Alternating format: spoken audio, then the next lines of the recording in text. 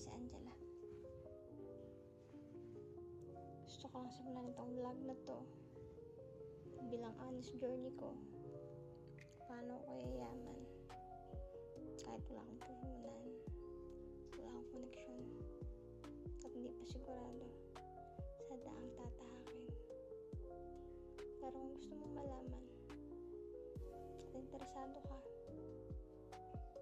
gagawin ko to kasama si ChatGPT. Kung gusto mo makita ang totoo at step by step na pagyaman mula sa baba, panoorin mo tong journey ko. Angela's Journey sa Pagyaman with ChatGPT Day 1. Wala pa, pero may pangarap.